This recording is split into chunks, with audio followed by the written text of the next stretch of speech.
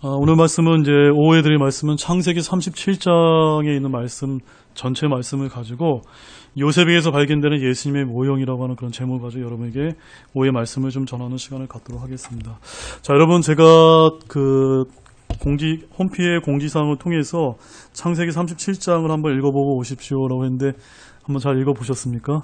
네, 아마 바쁘셔서 아마 못 읽어보신 분도 있겠지만 제가 여러분들이 이렇게 숙제를 내드리는 게 아니라 조금이라도 하나님의 말씀을 더 잘 들으실 수 있도록 제가 도울 수 있는 게 뭐가 있을까 그렇게 생각하고 제가 여러분에게 이렇게 말씀을 드렸기 때문에 여러분들이 좀 적극적으로 동참해 주신다면 훨씬 더 하나님의 말씀이 여러분에게 가깝게 다가오지 않을까 그렇게 생각이 듭니다. 제가 오전에도 잠깐 말씀드렸다시피 이 요셉이라고 하는 삶은 창세기가 50장까지 있어요. 오늘 등장하는 37장부터 요셉의 꿈부터 해서 50장까지 요셉의 삶이 나와 있는데 창세기 몇 분의 1 정도가 할애되고 있다고요? 4분의 1 정도 할애되고 있어서 얼마나 이 사람이 중요한 인물인지 모르는데 특별히 제가 중요한 이유가 뭐라고 말씀드렸죠? 요셉의 삶 가운데 예수님을 예표하는 그런 모습들이 약 무려 150가지 정도 등장하기 때문에 이 사람의 인물에 대해서 우리가 잘 이렇게 면밀하게 보지 않으면 안 된다라고 제가 오전에 말씀을 드렸습니다. 그래서 성경상에서 신구약 성경 전체에서 예수님의 가장 완벽하게 예표하는 그런 인물이 바로 요셉이다. 이런 관점에서 우리가 이 창세기 37장에서 50장까지의 말씀을 좀 볼 수 있는 그런 영적인 눈이 띄는 그런 계기가 되기를 원합니다. 그저 요셉이 꿈을 꾸고 고생하다가 총리가 되고 이것만 알아가지고는 될까 안 될까요?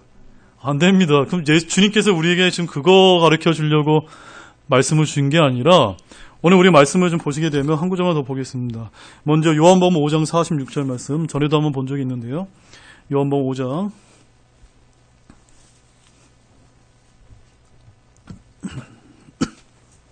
요한복음 5장 46절 같이 읽겠습니다. 시작. 너희가 모세를 믿었더라면 나를 믿었으리니 그는 나에 대하여 기록하였느니라. 이 창세기 지금 누가 기록했습니까? 모세가 기록자거든요. 그래서 모세는 지금 누구에 대해서? 예수 그리스도에 대해서 기록했다라고 지금 말씀하고 있습니다. 그러므로 오늘 이제 성경에서 가장 예수님의 모습을 가장 잘 예표하고 있다고는 이 요셉에 대해서 우리가 살펴보는 것이 얼마나 저는 귀한지 모릅니다. 제가 37장 말씀 준비를 다 끝내놓고 제가 50장까지 한 장 한 장 다 읽어봤어요, 이번 주에. 제가 읽는 중에 막 눈물이 나올 뻔하더라고요. 너무 감동적이고 너무 은혜스러워서. 여러분도 한번 오늘 이 시간 끝나고 나서 집에 가서 이번 주 한 주 동안 이제 창세기 37장 이후부터 50장까지 시간을 내서 한번 보시면 너무 재밌습니다. 어떻게 이렇게 하나님께서 한 사람의 인생을 사용하셔서 이렇게 놀랍게 은혜를 베풀어 주는가 그런 것들을 좀 발견하기를 원합니다. 아무튼 제가 지난주에 창세기 33장에서 야곱의 삶을 다뤘고요. 여러분이 성경을 35장과 36장을 보게 되면 야곱의 후손들에 대한 지루한 족보들이 나옵니다. 그래서 다시 이 지루한 족보를 두고 구약 성도들의 흥미로운 삶인 요셉의 이제 삶 속으로 이제 인도하고 있는 것이 오늘 창세기 37장 말씀입니다. 그러나 우리가 잘 알고 있다시피 마태복음 4장 4절에 어떤 말씀이 있습니까? 사람이 빵으로만 살 것이 아니요 하나님의 입에서 나오는 모든 말씀으로 살 것이다. 여기서 중요한 게 뭡니까? 모든 말씀이라. 창세기 1장 1절부터 요한계시록의 끝장에 있는 말씀까지 다 우리에게 무엇을 줬다는 겁니까? 영적인 양식으로 살아가도록 모든 말씀으로 주셨다는 겁니다. 그러므로 성경을 읽다 보면 지루한 족보들이 나옵니다. 그것 역시도 우리 인물 이름 하나하나에서 소홀히 해서는 안 됩니다. 지금은 매우 우리가 지루하게 보일지는 모르지만 언젠가 마지막 심판석의 앞에서는 흥미진진한 그런 일이 벌어질 수도 있기 때문입니다. 자, 이제 본론으로 이제 들어가서 우리가 열린 마음으로 성경을 이제 깊이 공부하고자 하는 분이라면 창세기를 기록한 분이 1400년을 앞서서 역사를 미리 알고 계셨다는 사실을 인정할 수밖에 없을 것입니다. 그럼 창세기 37장 본문에 등장하는 요셉에게서 발견되는 예수님의 모형 몇 가지만 먼저 한번 살펴보도록 하겠습니다. 먼저 첫 번째 본문 2절 말씀 읽어보시죠. 본문 2절 같이 읽겠습니다. 시작. 야곱의 세대들은 이러하니라. 요셉이 17세가 되어 자기 형들과 함께 양떼를 먹이더라. 이 소년이 자기 아버지 아내인 비라와 실바의 아들들과 함께 있을 때 그들의 나쁜 행실을 자기 아버지에게 보고하니라. 자, 여기서 여러분이 주목하실 말씀은 이 소년이 그들의 나쁜 행실을 자기 아버지에게 보고하니라. 제가 이 말씀을 가지고 오전 설교 말씀 중에서도 예수님의 모형적인 사건을 제가 말씀을 들어서 보여준 적이 있어요. 그 말씀이 무슨 말씀이었습니까? 요한복음 7장 7절 말씀 찾지 않고 제가 읽어드리겠습니다. 세상이 너희는 미워하지 못하나 나는 미워하나니 이는 내가 세상에 대하여 증언하되 그 세상의 행위들이 악하다고 증언하기 때문이더라. 바로 이스라엘의 한 형제요 아들로 이 요셉이 이제 그 형들의 나쁜 행실을 증언했던 것처럼 예수님 역시도 하나님의 아들로서 이 세상에 보내주셔서 이 세상의 악함을 증언하셨기 때문에 미움을 당했다라고 하는 그 말씀을 우리가 살펴보았습니다. 두 번째는 본문 3절 말씀 읽어보시죠. 본문 3절 읽겠습니다. 시작. 이제 이스라엘의 자기 모든 자식들보다 요셉을 더 사랑하였으니 이는 그가 노년에 얻은 아들이기 때문이더라. 그가 그를 위하여 채색 옷을 지었더라. 자, 이 말씀에서 우리가 어떠한 예수님의 모습을 발견할 수 있을까요? 여러분이 기억나는 거 있습니까? 자, 우리 마태복음 17장 5절 말씀 가보시죠. 마태복음 17장 5절.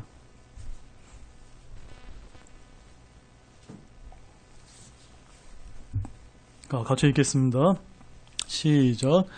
그가 아직 말할 때 보라 빛나는 구름들이 그들을 덮이니 보라 그 구름 속에서 한 음성이 나서 이르시되 이 사람은 내 사랑하는 아들이라 내가 그를 매우 기뻐하노니 너희는 그의 말을 들으라 하시니라. 어떤 게 예수님을 예표하는 겁니까? 요셉도 이스라엘이 자기 모든 자식들보다 더 사랑받는 아들이었다라고 이야기했던 것처럼 우리 마태복음 17장 5절에서 하나님 아버지께서는 예수님을 뭐라고 칭하고 계십니까? 이 사람은 내 사랑하는 아들이라.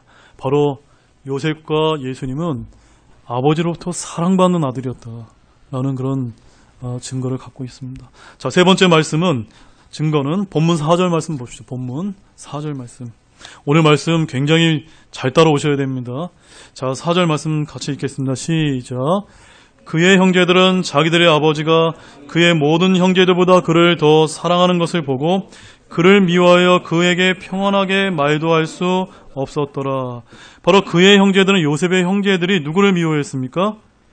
요셉을 미워했는데 미워할 만한 그 나쁜 행실을 했습니까? 안 했습니까? 요셉이 하지 않았어요. 요셉이 한 거는 그저 자기의 꿈 얘기한 것밖에 없고 자기 아버지로부터 사랑받은 것밖에 없어요. 자, 이것을 기억하면서 우리 요한복음 15장 24절에서 25절 말씀 가보겠습니다. 요한복음 15장 24절에서 25절. 같이 읽겠습니다. 시작. 내가 아무도 행하지 못한 일들을 그들 가운데서 행하지 아니하였더라면 그들에게 죄가 없었으려니와 지금은 그들이 나와 내 아버지를 다 보았고 또 미워하였느니라. 그러나 이것이 일어나는 것은 그들의 율법에 기록된 바 그들이 까닭없이 나를 미워하였나이다 한 말씀이 성취되게 하려 함이라. 요셉의 삶과 예수님의 삶이 어떻게 닮았습니까? 여기서 까닭없이 미움받은 아들이었다는 겁니다. 아멘이세요? 네, 이것을 저와 여러분들은 믿었기 때문에 우리가 이것을 발견할 수가 있습니다. 자, 네 번째 증거는 본문 7절 말씀 보시죠. 본문 7절. 본문 7절 말씀입니다. 같이 읽겠습니다. 시작. 보소서 우리가 들에서 곡식단을 묶고 있는데 보소서 내 단은 일어나 똑바로 서고 보소서 형들의 단은 둘러서서 내 단에게 경의를 표하였나이다 하매. 자, 여기서 형들의 단이 둘러서 내 단에게 경의를 표하였나이다. 이 말씀을 했던 상황이 어때요? 지금 요셉의 상황이 어떻습니까? 형들에게 지금 미움받는 상황이에요. 지금 앞으로 일어나지 않은 미래의 일에 대해서 지금 요셉이 지금 이야기하는 이 일이 이루어졌습니까? 안 이루어졌습니까? 말씀 그대로 성취가 되었습니다. 이 말씀은 우리 신약에 있는 빌립보서 2장 한번 가보시죠. 2장 10절과 9절에서 11절 말씀 같이 읽죠. 빌립보서 2장 9절에서 11절 말씀 같이 읽겠습니다. 시작. 그러므로 하나님께서도 그분을 높이 올리시고 모든 이름 위에 있는 이름을 그분에게 주사 하늘에 있는 것들과 땅에 있는 것들과 땅 아래 있는 것들의 모든 무릎이 예수라는 이름에 굴복하게 하시고 또 모든 혀가 예수 그리스도는 주시라고 시인하여 하나님 아버지께 영광을 돌리게 하셨느니라. 아니 목사님, 여기서 어떤 게 지금 요셉의 삶과 예수님의 삶이 닮았다는 겁니까? 어떤 게 닮은 겁니까? 예, 바로 이 야곱의 아들들이 요셉을 미래에 이제 가진 고생을 통해서 죽임당할 뻔한까지 그런 고생을 하면서 낮아졌다가 나중에 하나님의 섭리로 인해서 기적적으로 악한 계획을 선으로 바꾸셔서 나중에 이제 형들이 자기 이제 동생한테 찾아와서 성경에 보면 그렇게 되어 있습니다. 엎드려 절하는, 경배하는 그런 장면을 볼 수가 있어요. 예수님도 마찬가지입니다. 빌립보서 2장 6절에서 8절 말씀에 보면 하나님이신데 사람의 모습인 종의 형체를 취하시고 십자가의 죽음까지 낮아지셔서 죽임당하시고 결국 나중에는 어떻게 되는 겁니까? 모든 무릎이, 모든 혀가 바로 하나님 아버지께 영광 돌리는, 경배하는 그런 날이 오게 될 것이다 라고, 이렇게 요셉의 삶과 예수님의 삶이 일치되고 있다는 것을 보여주고 있습니다. 자, 다섯 번째는 본문 8절 말씀 보시죠. 본문 8절 같이 읽겠습니다. 시작. 그의 형들이 그에게 이르되 내가 참으로 우리를 통치하겠느냐, 참으로 우리를 지배하겠느냐 하고 그의 꿈과 그의 말로 인하여 그를 더욱 미워하더라. 지금 요셉, 이 얘기가 누가 한 겁니까? 요셉의 이보 형제들이 요셉에게 뭐라고 얘기했습니까? 내가 참으로 우리를 통치하겠느냐. 지금 꿈 얘기를 하니까 네가 나를 다스리겠느냐, 이렇게 얘기한 거예요. 자, 이 말씀은 누가복음 19장 14절 말씀 보시죠. 누가복음 19장 14절 말씀을 보겠습니다.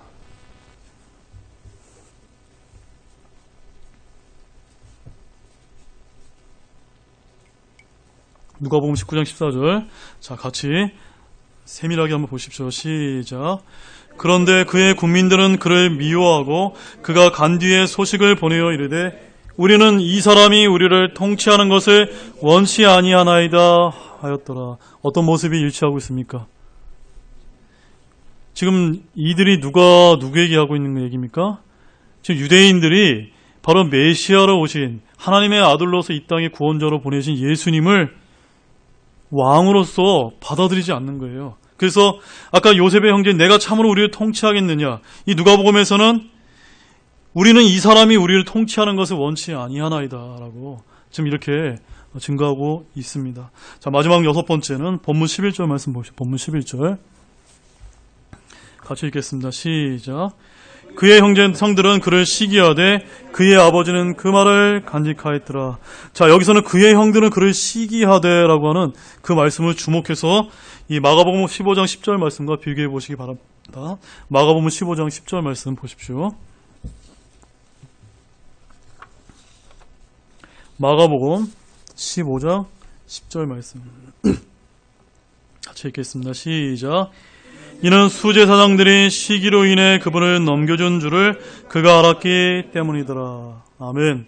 네, 참으로 많이 11절 말씀까지 우리가 살펴봤는데 어때요? 요셉의 삶과 예수님의 삶이 일치하고 있습니까? 아멘이세요? 네, 이 우리가 믿음이 없으면 이거를 발견할 수가 없습니다. 앞으로 제가 뒤에 가서 더 흥미로운 말씀들을 더 많이 찾아서 보여드리겠지만 여러분 실망하지 마시죠. 뒤에 가면 더 흥미로운 말씀이 많이 나옵니다. 자, 방금 우리가 살펴본 이 모든 말씀들을 우리가 면밀하게 비교해 본 분들이라면 성경의 기록자는 아주 미래에 이뤄질 일에 대해 무한 지식을 갖추고 있는 분임을 인정하지 않을 수 없을 것입니다.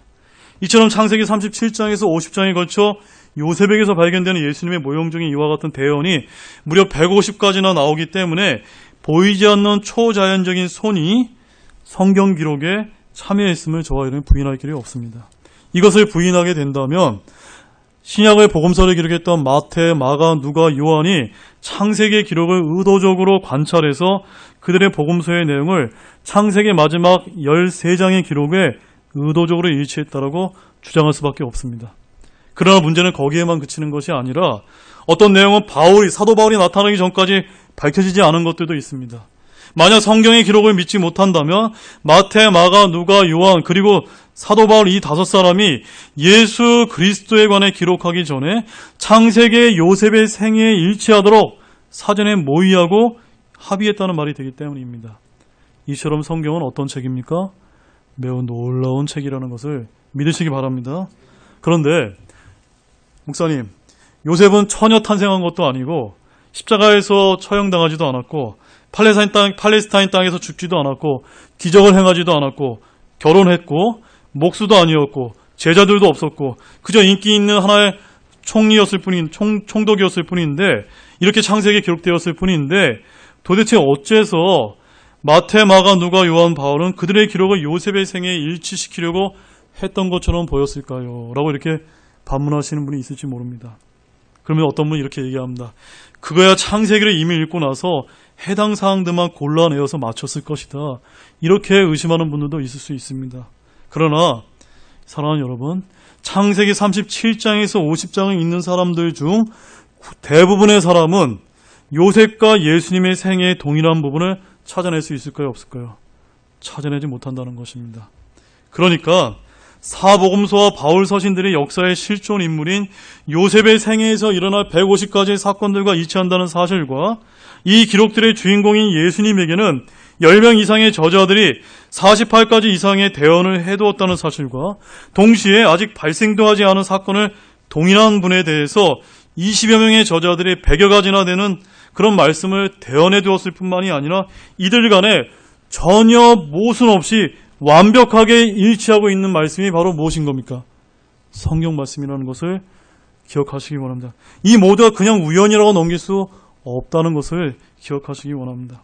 그러므로 창세기 37장에서 50장에 나와 있는 예수님과 요셉의 생애 유사점 150가지를 제외한다 할지라도 창세기에서부터 말라기에 이르기까지 예수님의 초림에 관한 48가지의 대언과 재림에 대한 400여 가지의 대언이 기록되어 있다는 사실을 우리가 어떻게 설명할 수 있을까요?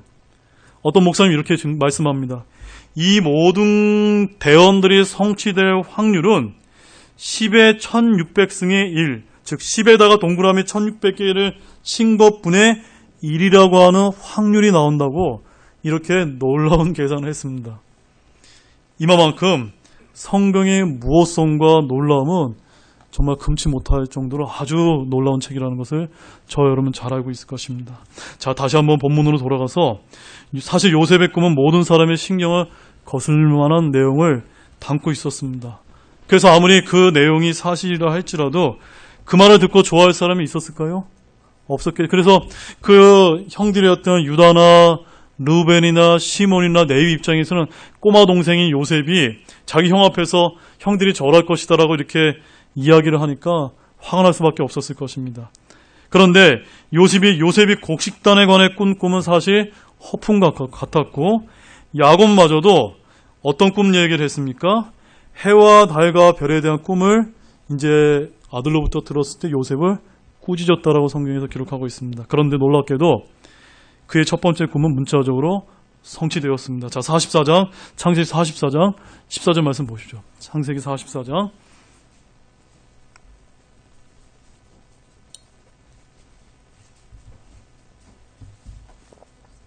창세기 44장 14절 같이 읽겠습니다. 시작.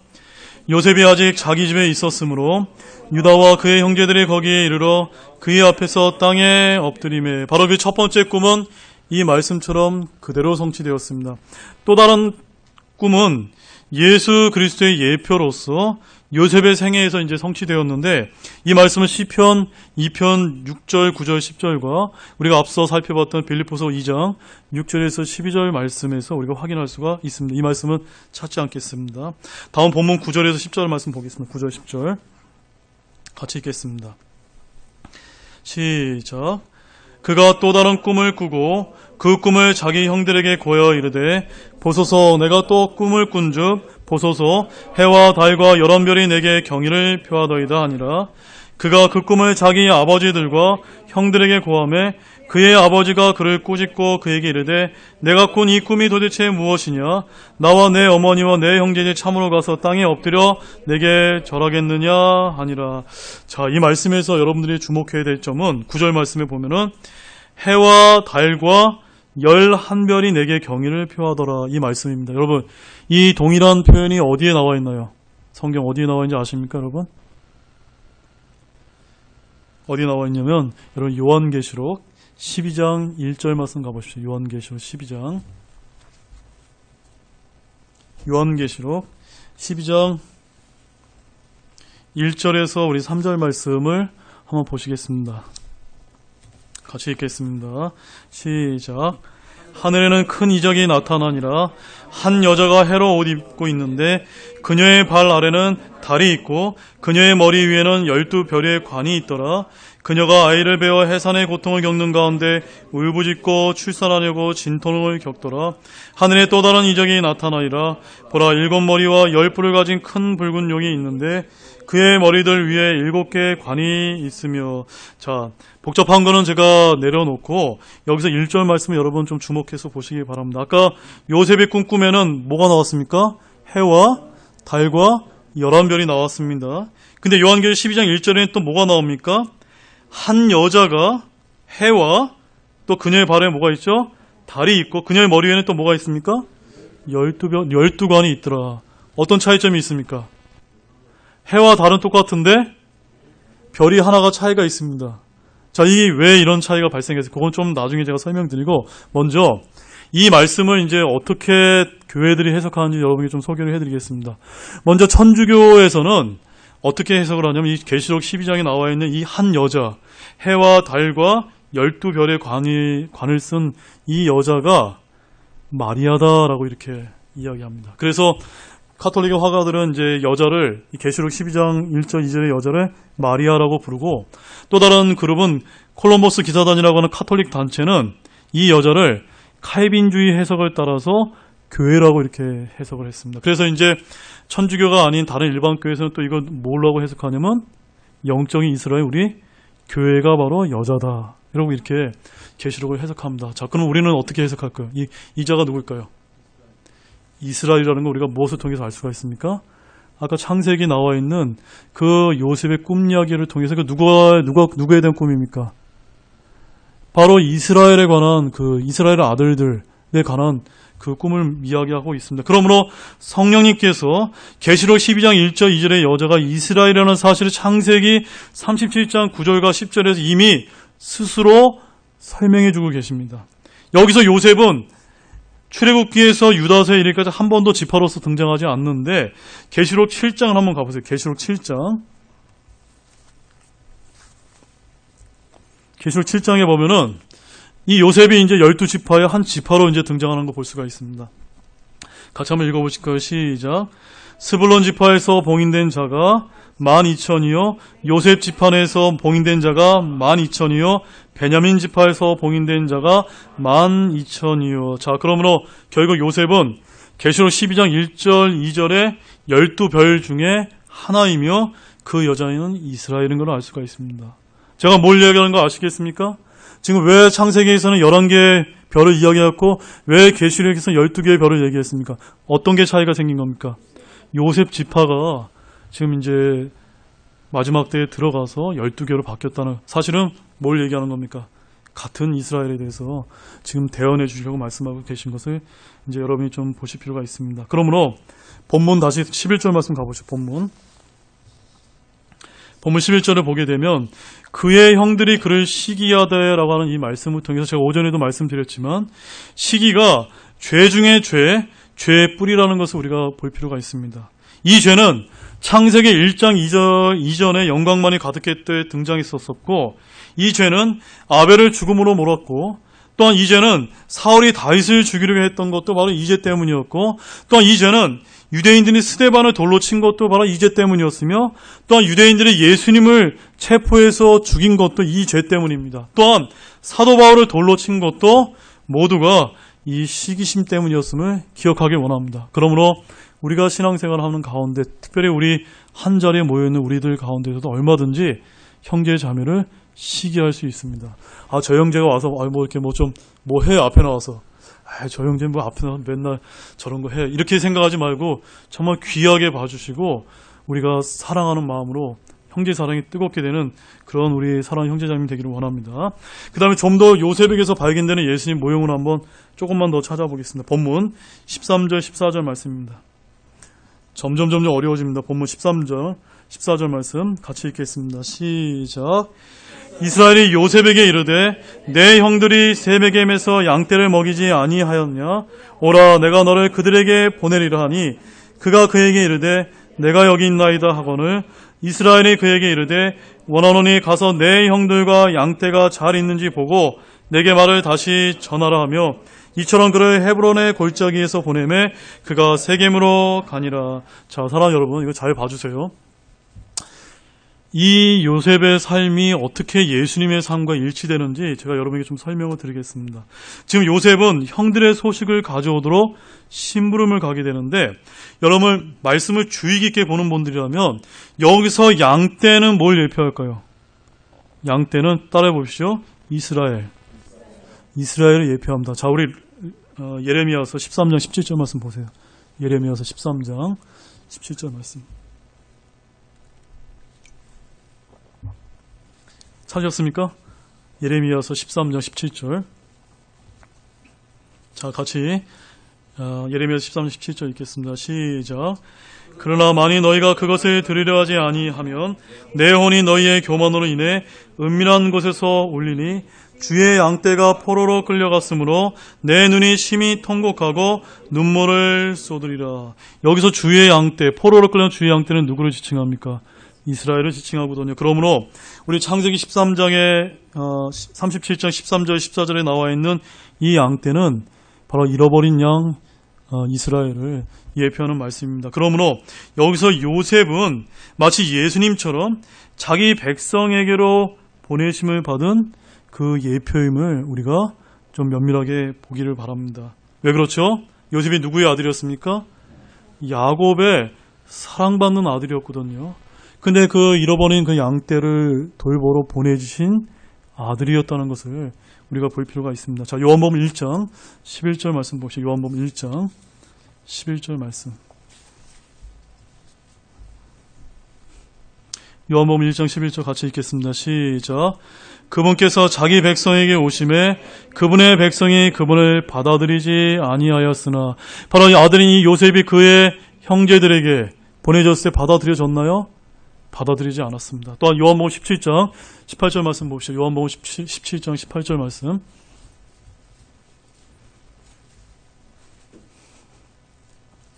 같이 읽겠습니다. 시작.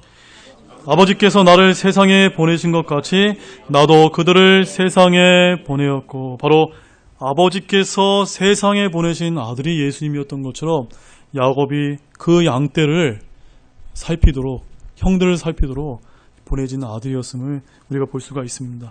자, 이렇게 예수님에 대한 예표를 보여주는 이 요셉의 삶은 여기서 멈추지 않고 계속해서 이어지는데, 본문 15절에 보게 되면 요셉은 그의 형제들을 찾고 있는 장면이 16절에서 나와 있고, 신약성경은 누가복음 19장 10절 말씀에서 예수님이 뭐라고 하신지 아십니까? 사람의 아들은 잃어버린 것을 찾아 구원하려 왔느니라 하시니라 라고 말씀하시고 계시고, 마태복음 15장 24절에서 예수님께서 이렇게 또 말씀하십니다. 그분께서 응답하여 이르시되 나는 이스라엘의 집에 잃어버린 양들 외에는 다른 데로 보내어지지 아니하였노라 라고 이렇게 말씀하고 있습니다. 바로 다 이것들이 다 뭘 뜻하는 겁니까? 다 요셉의 삶이 예수님의 그런 삶을 예표하고 있는 그런 말씀들입니다. 자, 본문 18절 말씀 보시죠. 본문 18절. 여기 더 놀라운 사실들이 등장하고 있습니다. 요한 창세기 30장 18절 같이 읽겠습니다. 시작. 그가 그들에게 가까이 가기도 전에 그들이 멀리서 그를 보고는 그를 죽이려고 그를 대적하여 음모를 꾸미며. 자, 사랑하는 여러분, 이미 제가 앞에서도 여러분에게 알려드렸다시피 요셉과 예수 그리스도의 생애는 한 몇 가지 정도가 일치한다고요? 무려 150가지 이상이 놀라운 일치점을 갖고 있는데, 따라서 성경의 기록자가 성령님이 아니고 그저 인간이라고 주장하는 사람은 마태, 마가, 누가, 요한 및 바울이 우연히 요셉의 생애에 일치하도록 예수 그리스도에 관해 기록했다라고 생각하는 사람입니다. 이 말씀은 여러분 누가복음 20장 13절과 14절 말씀과 한번 비교해 보시기 바랍니다. 눈을 크게 뜨셔서 잘 비교해 보시기 바랍니다. 누가복음 20장 13절, 14절 말씀.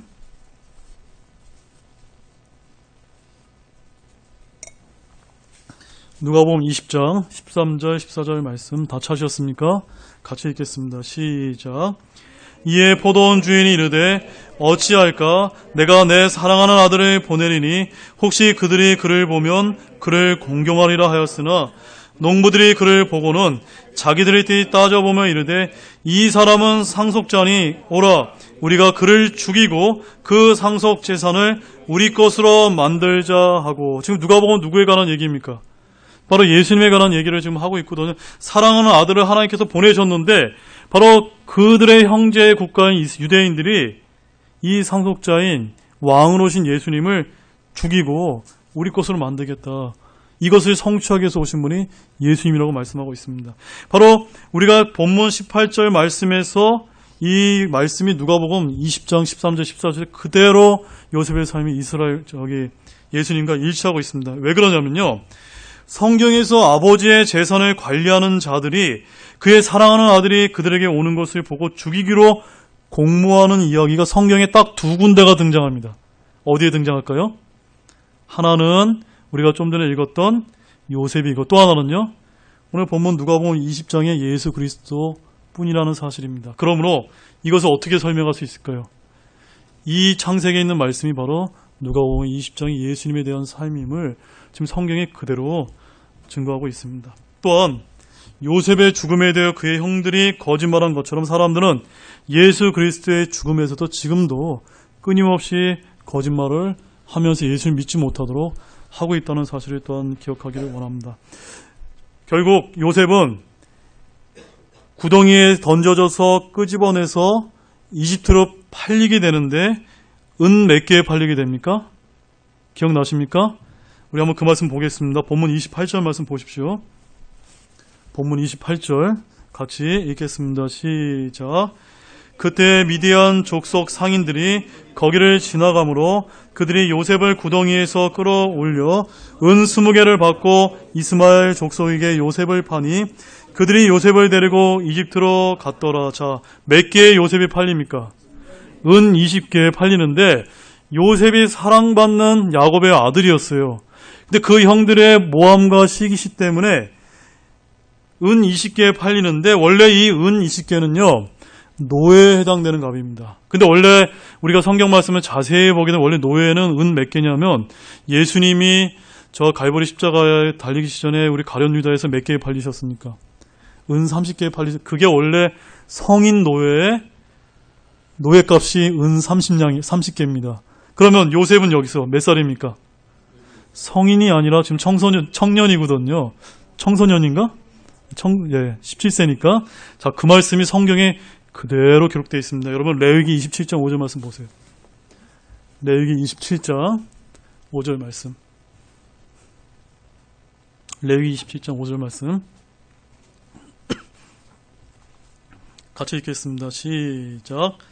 5살에서 20살까지의 남자이면 내가 정한 값을 20세겔로 하고 여자이면 10세겔로 하며. 지금 요셉이 여자가 아니죠. 남자인데 5살에서 20살 이하의 노예 청년이면 얼마요? 은 20세겔. 원래 세겔이 무게를 이스라엘의 화폐거든요. 금과 은으로 이제 화폐를 달았기 때문에 은 20개가 요셉의 노예값입니다. 노예로 팔려간 값이에요. 그러므로 요셉이 아직 성인이 아니었기 때문에 지금 여기서 20개로 팔린 것이 사실 누구를 예표하는 겁니까? 예수님을 그대로 지금 예표하고 있다는 사실을 기억하기 원합니다. 자, 출애굽기 21장 31절 말씀 가보시죠. 출애굽기 21장 32절 말씀. 출애굽기 21장 32절 말씀 같이 읽겠습니다. 시작.